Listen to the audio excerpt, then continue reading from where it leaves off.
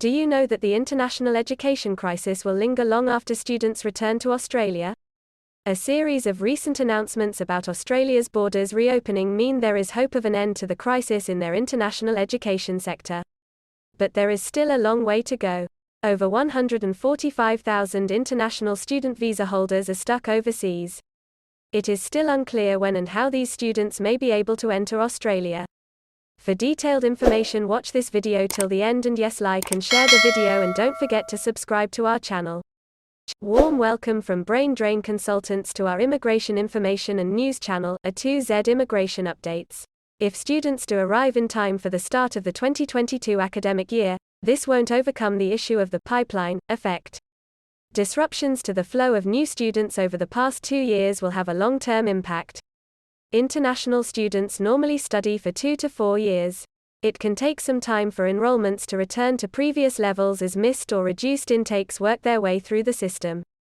Since March 2020, the number of international student visa holders has fallen by 205,854, or 33.5%, according to the most recent government data.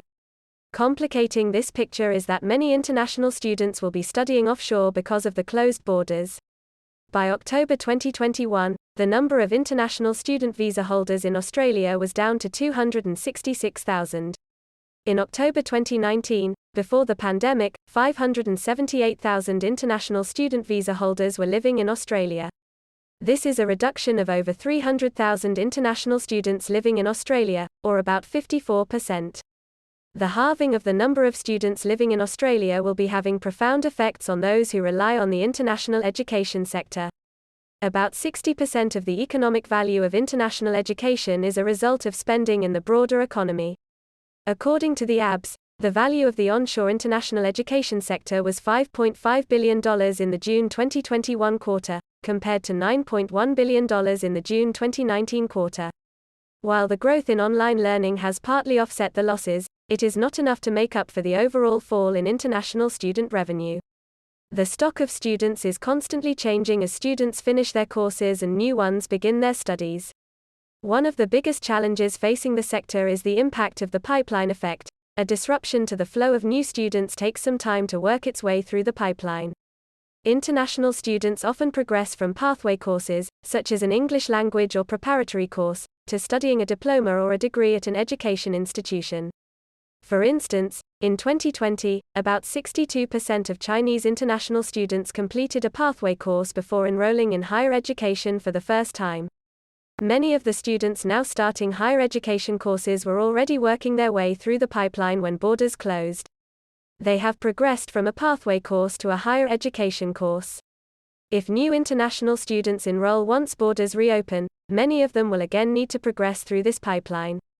And will the flow of new international students make up for the currently enrolled students who are finishing their courses? If not, total student numbers will continue to fall. Illustration of students on a conveyor belt taking them into university that turns out graduates. Revenue from international education has been an important part of how Australia resources its tertiary education system for 30 years. International students generally pay higher fees than local students. This enables universities to supplement the income they receive from local students. As international students return to Australia, there is a case for a more managed policy environment. For instance, international students are highly concentrated in certain courses and institutions. In 2020, a group of 8 universities received over 50% of the $9 billion the university sector collected in international student revenue. In the vocational education and training sector, only 4.7% of international vet students enroll at public providers. This means TAFE institutions miss out on important revenue streams. Domestic students at TAFEs also miss out on the benefits of interacting with international students. The complex link between the migration and education system can also mean some students cycle through cheap courses to maintain their visa status. The prospect of growth is returning to the international education sector. Now is the time to plan how to manage that growth. It needs to be done in a way that is sustainable and protects everyone's investment in the sector, especially the investment international students make. We hope you appreciate our efforts to provide important and accurate immigration information. Please share your feedback and suggestions in the comments section. Please like, share, and subscribe to our channel to show your support, and yes, don't forget to press the bell icon. Thank you for your valuable time, and we hope to see you again soon with another video. If you need any further assistance or want to discuss anything related to your immigration dreams, then you can book an expert consultation session with our team of registered migration consultants.